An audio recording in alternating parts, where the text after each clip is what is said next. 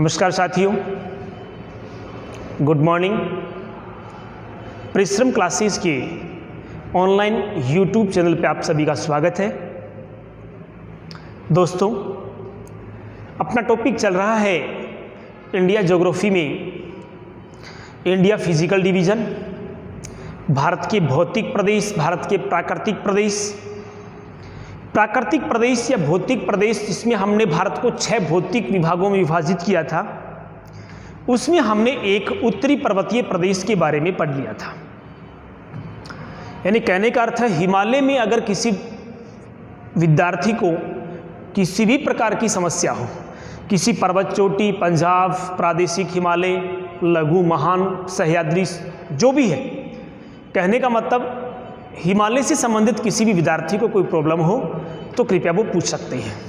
ठीक है, आज अपन बात करेंगे भारत के दूसरे भौतिक विभाग नंबर 2, जिसको हम कहते हैं उत्तर का विशाल मैदान।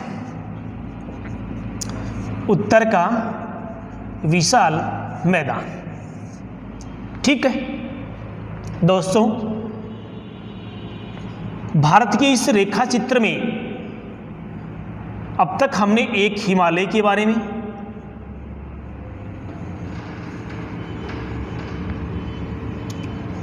ठीक है, पढ़ा है। इस हिमालय के दक्षिण में, उस हिमालय के दक्षिण में ये जो भाग है, इस इतने क्षेत्र में, ये इधर से राजस्थान का कुछ हिस्सा है, इधर से यो आता हुआ इस तरह से राजस्थान में, और उसके बाद ये इस तरह से।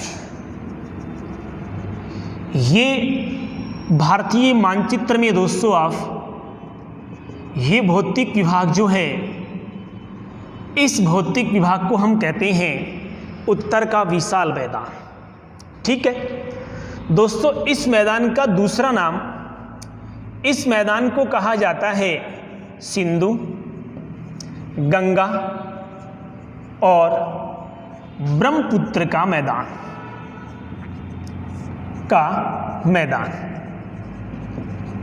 क्यों कहा जाता है दोस्तों? इसकी एक वजह है, मतलब प्रायद्वीपीय भारत दक्षिण में रह गया, जिसे हम पठारी प्रदेश कहते हैं, इससे नीचे ही है, ऊपर हिमालय है। कभी किसी समय प्लेस्टोसीन काल के समय ये एक बहुत गहरा गर्त था, गड्ढा था। हिमालय से निकलने वाली नदियां और प्रायद्वीपीय भारत से बहकर आने वाली नदियां, इन सभी नदियों ने इस गर्त वाले भाग को क्या किया, धीरे धीरे अवसाद जमा करती गई। ज्योग्राफी की भाषा में अवसाद का मतलब है नदी के साथ जो कंकड़, पत्थर, मिट्टी, बजरी, रेत जो बहकर आती है, वो धीरे धीरे इस गर्त वाले भाग में जमा होती रही, और वर्तमान समय का परिणाम यानी रिजल्ट यह आया कि यह एकदम प्लेन, एकदम समतल मैदानी प्रदेश बन गया। जैसे इसे सिंधु का मैदान इसलिए कहते हैं क्योंकि सिंधु की सहायक नदियां, कौन सी सहायक नदियां? सिंधु की जो सहायक नदियां हैं, ये सहायक नदियों के द्वारा हिमालय से बहाकर लाई गई मृदा इस भाग में जमा किया। जैसे दोस्तों याद रखना, उत्तर का विशाल मैदान, हम केवल भारत के बारे में पढ़ रहे हैं, तब मैंने आपको ये केवल ये रचना भारत में दिखाई है, ये क्षेत्र मैंने केवल कहाँ दिखाया है? भारत में दिखाया है। लेकिन इसी मैदान का आगे हिस्सा जो है वो कहाँ है? वो आगे पाकिस्तान में है। कहाँ है? पाकिस्तान में। ठीक है, उसके बाद में इंडिया में, और इधर से दोस्तों इस मैदानी प्रदेश का भाग कहाँ है? बांग्लादेश में भी है। इसका विस्तार कहाँ है? बांग्लादेश में भी है। कहने का मतलब उत्तर का विशाल मैदान पाकिस्तान, भारत और बांग्लादेश 3 देशों में फैला हुआ है। हमें इस मैदान पाकिस्तान वाले हिस्से की और बांग्लादेश वाले हिस्से की यहाँ हमें कोई बातें नहीं करनी है। यहाँ हमें केवल भारत के उत्तर के विशाल के मैदान की बात करनी है। तो इसलिए इस मैदान को सिंधु और सिंधु की सहायक नदियाँ, सिंधु की सहायक नदियाँ जैसे चिनाब, रावी, व्यास, सतलुज, झेलम, ये जो सभी नदियाँ हैं, इन सभी नदियों ने हिमालय से अपर्दन करके लाई और धीरे धीरे जो जो ढाल समाप्त होता गया उसी के अनुरूप ये कंकड़, पत्थर, बजरी, रेत, कांप मृदा को जमा करती गई और ये क्या बन गया, एक मैदानी प्रदेश बन गया। ठीक इसी प्रकार से इस हिमालय के भाग से निकलने वाली महत्वपूर्ण नदी कौन, गंगा, और गंगा की सहायक नदियाँ जैसे यमुना, रामगंगा, गोमती, घाघरा, गंडक, कोसी, शारदा, ये जो सभी नदियां हैं ये किसकी सहायक नदियां हैं, ये गंगा की सहायक नदियां हैं। और इन सभी नदियों ने हिमालय से बहाकर लेके आई कंकड़, पत्थर, रेत, बजरी, कांप लाती गई और इस गर्त में जमा करती गई। और जमा करने से एक परिणाम ये हुआ कि क्या बन गया, एक मैदान बन गया। और भारत के उत्तर में था, इसलिए हमने क्या कह दिया, उत्तर का विशाल मैदान। तीसरा, ब्रह्मपुत्र नदी तिब्बत वाले भाग से बहती है। ठीक है, देखिए तिब्बत में ये मैदान नहीं बनाती है, वहाँ संकरी घाटियाँ बनाती है। ठीक है, लेकिन उसके बाद जब नामचा पर्वत जो है अरुणाचल प्रदेश, यहाँ से ये भारत में प्रवेश करती है, उसके बाद असम राज्य में आती है। कहाँ आती है, असम राज्य में।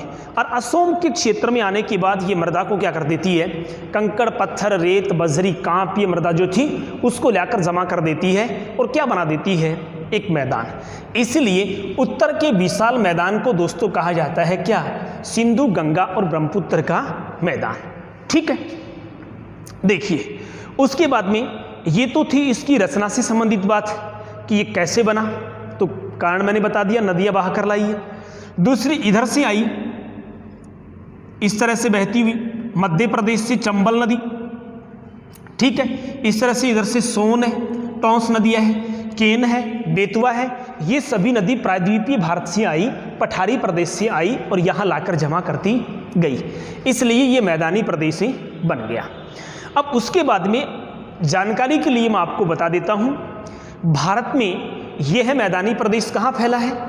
थोड़ा हिस्सा तो दोस्तों आंशिक रूप से, थोड़ा हिस्सा तो कहाँ आता है, आंशिक रूप से जम्मू से पहले पठानकोट वाला भाग जो पंजाब के साथ लगता है, वहाँ जम्मू कश्मीर में इस मैदानी प्रदेश का विस्तार थोड़ा सा है, आंशिक है।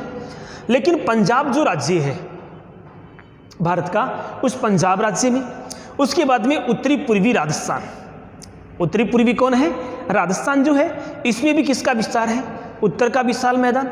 उसके बाद हरियाणा, उसके बाद कौन है, हरियाणा जो राज्य है वो भी किस में आता है, उत्तर के विशाल मैदान में। उसके बाद में इधर से दोस्तों थोड़ा सा आंशिक हिमाचल प्रदेश और आंशिक उत्तराखंड आता है। ये उत्तराखंड वाला हिस्सा थोड़ा जो दक्षिणी हिस्सा है जो उत्तर प्रदेश के साथ लगता है, जहाँ गंगा नदी मैदानों में आकर उतरती है, ये हिस्सा भी किस में आता है, उत्तर के विशाल मैदान में आता है। उसके बाद में उत्तर प्रदेश जो राज्य है, कौन सा राज्य, उत्तर प्रदेश जो राज्य है, ये उत्तर प्रदेश राज्य भी कहाँ आता है, उत्तर के विशाल मैदान में। फिर बिहार जो है ये भी किस में आता है, उत्तर के विशाल मैदान में। असम जो राज्य है ये भी कहाँ आता है, उत्तर के विशाल मैदान में। और उसके बाद में पश्चिम बंगाल और थोड़ा सा झारखंड जो है ये भी किस में आता है, उत्तर के विशाल मैदान में आता है। तो एक बार दोबारा देख लें, आंशिक जम्मू कश्मीर, उसके बाद में पंजाब, उसके बाद उत्तरी पूर्वी राजस्थान, हरियाणा, दिल्ली, आंशिक उत्तराखंड, उत्तर प्रदेश, बिहार, असम, पश्चिम बंगाल, आंशिक झारखंड और आंशिक मध्य प्रदेश का उत्तरी हिस्सा। मध्य प्रदेश का उत्तरी हिस्सा जो है वो सभी कौन से मैदानी प्रदेश में आते हैं, उत्तर के विशाल मैदानी प्रदेश में आते हैं। दोस्तों उत्तर के विशाल मैदानी प्रदेश के बारे में आपने सुना होगा कि उत्तर का विशाल मैदान दुनिया का सबसे ज़्यादा उपजाऊ, दुनिया का सबसे ज़्यादा ये क्या है, उपजाऊ, और दुनिया का सबसे सघन जनसंख्या वाला मैदानी प्रदेश है।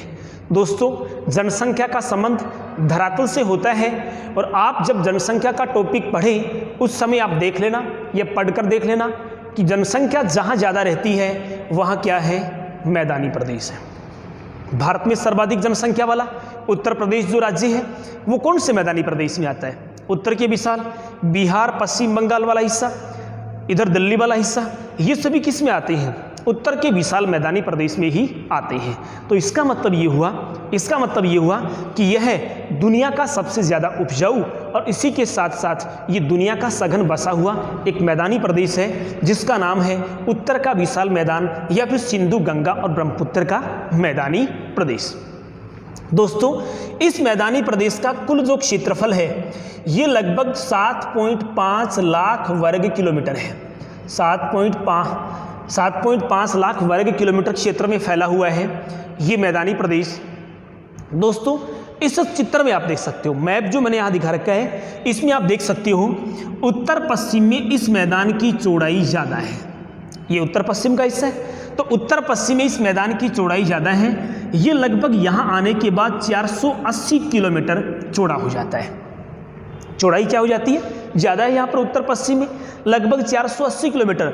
उसके बाद हम जो जो पूर्व की ओर जाते हैं ये संकड़ा होता जाता है, मतलब इसकी चौड़ाई कम होती जाती है और ये लगभग पूर्व में आसाम के पास यहाँ आता है, तो ये लगभग 125 किलोमीटर के आसपास यहाँ इसकी क्या रह जाती है? चौड़ाई रह जाती है। तो कहने का मतलब इस उत्तर के विशाल मैदान की उत्तर पश्चिम में तो चौड़ाई ज़्यादा है और पूर्व में जब जाते हैं तो धीरे धीरे ये संकड़ा होता जाता है। ठीक है, यहाँ इसकी लंबाई चौड़ाई जो है वो कितनी हो जाती है? 125 किलोमीटर के आसपास ही हो जाती है। ठीक है, तो ये तो थी दोस्तों इसके निर्माण के बारे में, किन नदियों ने बनाया है, इसका नाम क्या था, दुनिया का उपजाऊ मैदानी प्रदेश है। हम इसे अनाज का कटोरा भी कह सकते हैं क्योंकि आप देख सकते हैं यहाँ पर पाई जाती है जलोढ़ मृदा। कौन सी मृदा पाई जाती है? जलोढ़ है, जो नदियाँ अपने साथ बहा कर लाई थी और लाकर यहाँ क्या कर दिया? जमा कर दिया, और जमा कर देने के कारण यह मैदानी प्रदेश उपजाऊ बन गया। मतलब कैसी मृदा हो गई? जलोढ़ मृदा। पंजाब, हम एक तरह से ये कह सकते हैं कि प्रति हेक्टेयर उत्पादकता जो है वो सर्वाधिक कहाँ है? पंजाब में। उसके बाद हरियाणा, पश्चिमी उत्तर प्रदेश, उसके बाद में ये बिहार और पश्चिम बंगाल, झारखंड वाला ये एरिया है। इसमें दोस्तों चावल की बुआई होती है। किसकी बुआई होती है? चावल की। और एक वर्ष में 3 फसलें किसकी ली जाती हैं? चावल की। आपने नाम सुना होगा अमन, ओस और बोरो। अमन, ओस और बोरो, ये तीनों चावल की किस्में हैं। एक ग्रीष्म काल में, एक रबी के समय भी चावल, खरीफ के समय भी चावल और जायद के समय भी खेतों में क्या बोया जाता है? चावल ही बोया जाता है। इसलिए हम कह सकते हैं कि यह उपजाऊ है क्योंकि यहाँ पर कैसी मृदा पाई जाती है? यहाँ पर जलोढ़ प्रकार की मृदा पाई जाती है। ये एक उपजाऊ मैदानी प्रदेश है और भारत के लिए बहुत ज़्यादा महत्वपूर्ण है। जनसंख्या भी यहाँ पर बहुत ज़्यादा रहती है। ठीक है, उसके बाद में दोस्तों हम इस उत्तर के विशाल मैदान का विभाजन करते हैं, मतलब हम इसका कुछ भौगोलिक विभाजन करेंगे। ठीक है, और भौगोलिक विभाजन से बहुत बार क्वेश्चन पूछे जाते हैं कि क्या है इसका भौगोलिक विभाजन। तो देखिए, भौगोलिक विभाजन में दोस्तों यह जो उत्तर का विशाल मैदान है इसमें एक आपने नाम सुना होगा बांगर प्रदेश। कौन सा नाम है? बांगर प्रदेश। उसके बाद में जैसे सबसे पहले हम इसे क्रम से ले लेते हैं, क्रम से लेंगे। जैसे एक नाम आता है भाबर प्रदेश, भाबर प्रदेश। उसके बाद में उससे नीचे क्रम से देख लेते हैं अपन, उसके बाद में है तराई प्रदेश। कौन सा प्रदेश आता है? तराई। और उसके बाद में तीसरा जो आता है वह आता है कौन सा? बांगर प्रदेश। कौन सा आता है? बांगर प्रदेश। और तीसरा, चौथा जो नंबर आता है वह आता है खादर प्रदेश का, खादर मृदा या खादर प्रदेश। ठीक है, खादर क्षेत्र। ऐसे करके हमने इस विशाल मैदान को कितने भागों में विभाजित कर लिया? 4 भागों में विभाजित कर लिया। ठीक है, एक बार हम इन चारों विभाजन को कैसे पढ़ेंगे वो आप देखना यहाँ। चलो उसके संबंध में हम बात करते हैं। एक बार आपने ये तो देख ही लिया कि उत्तर का विशाल मैदान कहाँ कहाँ फैला हुआ है, कितने क्षेत्र में फैला है। ठीक है, आपको यहाँ याद ये रखना है कि उत्तर में यहाँ पर हिमालय है, यहाँ पर कौन है? हिमालय। उसके बाद में यहाँ शुरू हो जाता है मैदानी प्रदेश। ठीक है, अभी हमने जिसके बारे में देखा है। सबसे पहले दोस्तों एक नंबर हम बात करेंगे भाबर किसे कहते हैं, क्योंकि एग्जाम में बहुत बार क्वेश्चन पूछा जाता है कि भाबर प्रदेश किसे कहा जाता है। तो भाबर प्रदेश क्या है? दोस्तों क्या होता है कि इस हिमालय पर्वतीय प्रदेश से नदियां जब बहकर आती हैं तो ये नदियाँ अपने साथ क्या है, क्योंकि देखिए ये पहाड़ी क्षेत्र है, ढाल ज़्यादा है, ढाल ज़्यादा होता है तो नदी का वेग या नदी के जल का वेग भी क्या होता है, तीव्र होता है। वेग भी क्या होता है, तीव्र। ज़्यादा वेग होगा, ज़्यादा स्पीड से जल बहेगा, ज़्यादा स्पीड से बहता है तो यहाँ अपरदन भी क्या होता है, ज़्यादा होता है। अपरदन यहाँ से कटेगा और कटने के बाद जो मलबा, जो अवसाद कटता है वो कटने के बाद जल के साथ ही बहने लग जाता है। जल के साथ वो बड़े कंकड़ पत्थर है तो लुढ़कने लग जाते हैं, छोटी मृदा रेत के कण होते हैं वो जल के साथ तैरने लगते हैं, आगे बढ़ते हैं। लेकिन यहाँ देखिए धीरे धीरे ढाल कम हो गया है तुरंत। ये पर्वत पदीय क्षेत्र है। पर्वत पदीय क्षेत्र का मतलब है पर्वतों के पैर, पर्वतों के क्या है, पैर, वो क्या होते हैं, पर्वत पदीय क्षेत्र। अब ये मलबा जब यहाँ तक आता है इसके साथ, यहाँ तक बड़ा स्पीड से आता है, लेकिन देखो दोस्तों यहाँ धरातल का ढाल कम हो गया। ढाल कम हो गया तो जल का वेग भी क्या हो गया, कम हो गया। नदी का वेग क्या हो गया, कम हो गया। अब धीमी गति से जल चल रहा है। जल जब धीमी गति से चल रहा है तो ये बहकर आए हुए कंकड़ पत्थर यहाँ जमा हो जाते हैं। यहाँ क्या करते हैं, जमा हो जाते हैं। और यहाँ जब जमा हो जाते हैं, यहाँ जब ये जमा हो जाते हैं तो यहाँ जमा हो जाने के बाद अब जल जो होता है, मोटे कंकड़ पत्थर तो यहाँ रह गए, जल होता है ये क्या करता है, फिर आगे निकल जाता है, आगे जाता है, फिर महीन, फिर उससे लास्ट तक बहुत महीन कण जमा होने लगते हैं। ऐसा यहाँ होता है कि यहाँ सिंधु की सहायक नदियाँ बहाकर लाई, इधर से गंगा की सहायक नदियाँ जैसे गंगा, यमुना, रामगंगा, शारदा, गोमती, घाघरा, गंडक, कोसी, ये सभी नदियाँ हिमालय से बहकर आती हैं। तब हिमालय का यह पर्वत पदीय क्षेत्र है। कौन सा क्षेत्र है, पर्वत पदीय क्षेत्र।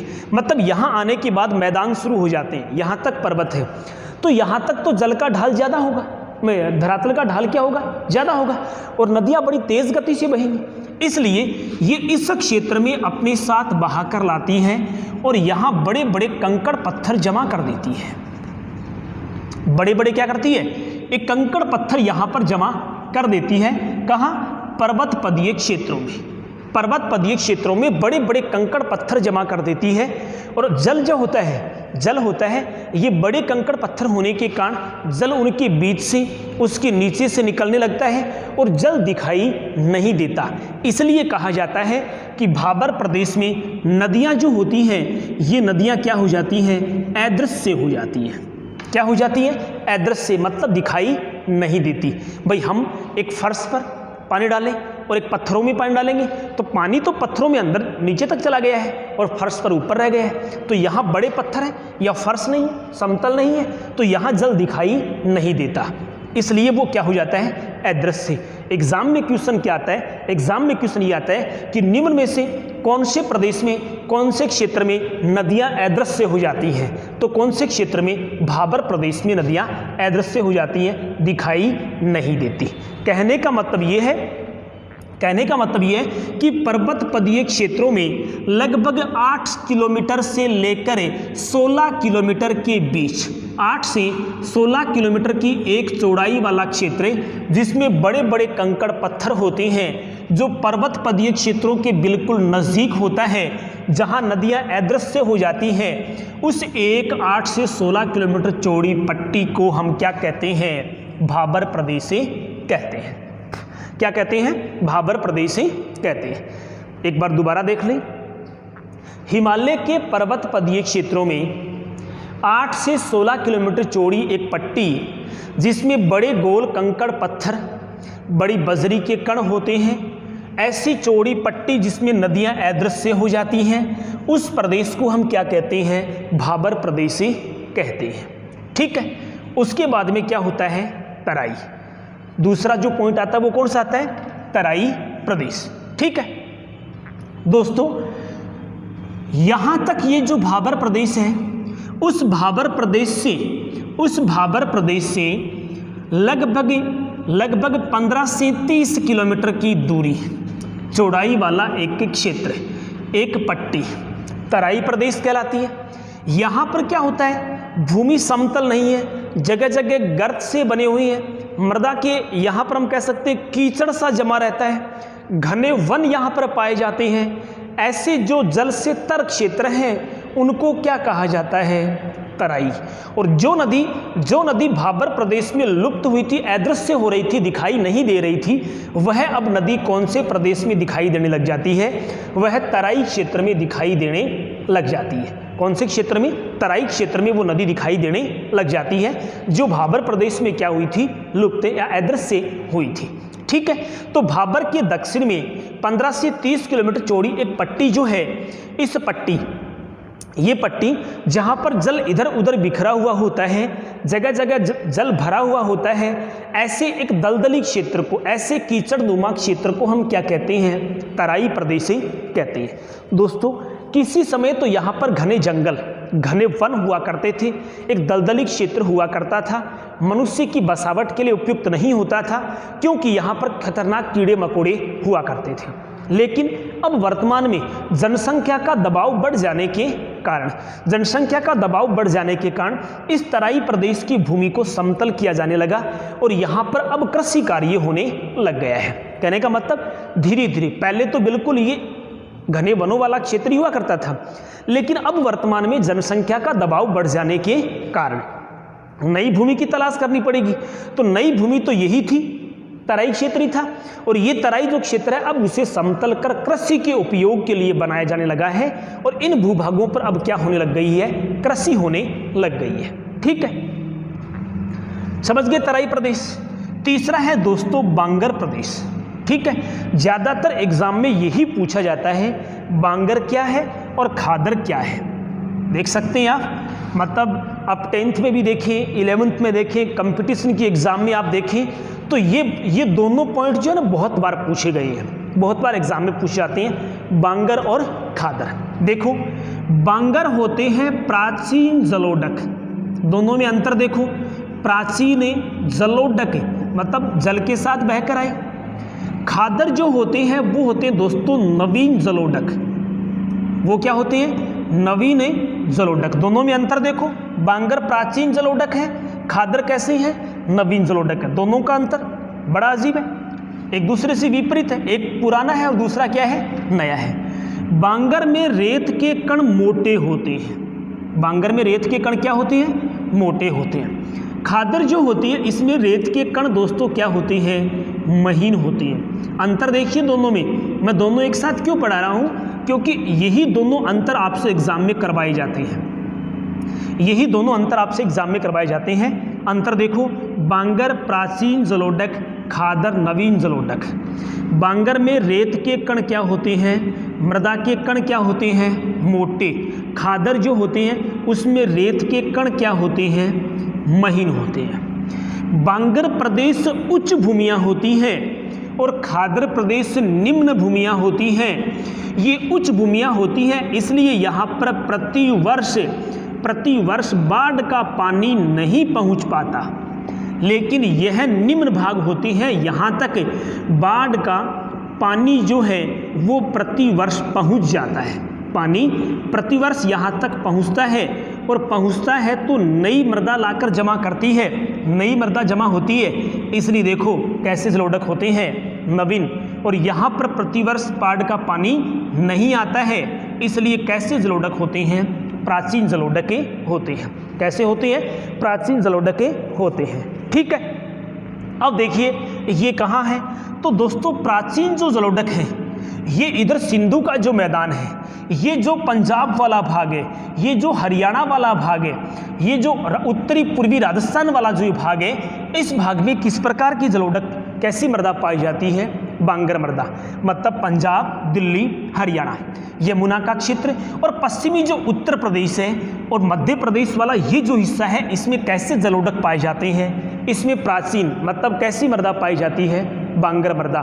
ये पुरानी हो चुकी है, बहुत प्राचीन समय में आकर जमा हुई थी, इसलिए जो पहले आया था वो प्राचीन हो गया, जो पहले आया वो क्या हो गया? प्राचीन। तो ये पहले जमा हुए थे, ये उच्च भूमियां हैं, यहाँ तक बाढ़ का पानी नहीं पहुँच पाता, ऐसे जलोढ़क क्या होते हैं? बांगर।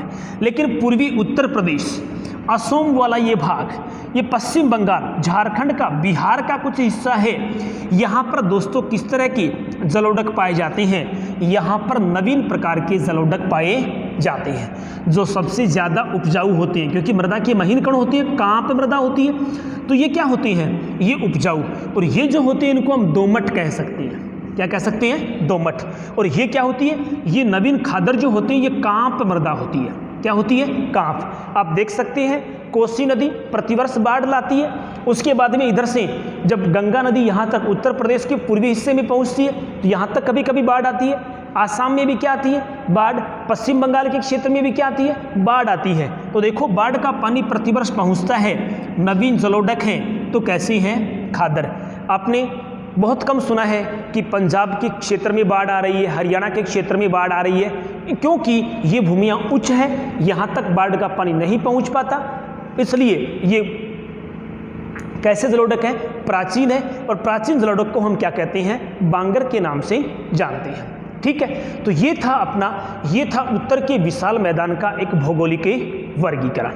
ठीक है, अगली क्लास में दोस्तों हम उत्तर के विशाल मैदान का प्रादेशिक विभाजन करेंगे, जिसमें आप पंजाब हरियाणा का मैदान पढ़ेंगे, उसके बाद में गंगा का ऊपरी मैदान, गंगा का निचला मैदान, असम का मैदानी प्रदेश है उसको हम और थोड़ा विस्तार से पढ़ेंगे।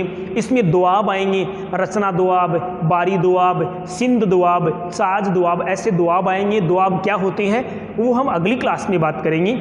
आज की क्लास आपको कैसी लगी दोस्तों, मुझे आप कमेंट बॉक्स में ज़रूर बताएं। वीडियो को शेयर करें, लाइक करें, और जिसने अभी चैनल को सब्सक्राइब नहीं किया है वो इस चैनल को सब्सक्राइब करें। आज के लिए सिर्फ इतना ही। जय हिंद, जय भारत।